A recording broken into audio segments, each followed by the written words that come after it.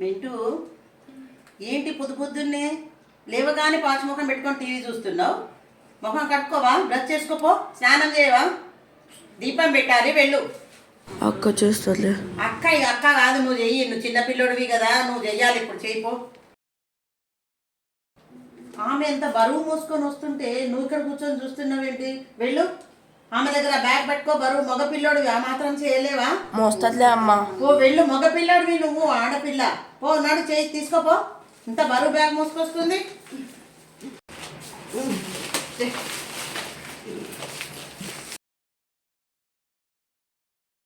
అయ్యో మిల్లి, ఇంటి మధ్యలో మంగళవారం పూట కూర్చొని ఏంటి గోర్లు కట్ చేస్తున్నావు? ఎంత దరిద్రం తెలుసా? అట్లా ఆడపిల్ల ఇంట్లో గోర్లు కట్ చేయొద్దు. మంగళవారం రోజు, శుక్రవారం రోజు గోర్లు కట్ చేయొద్దు.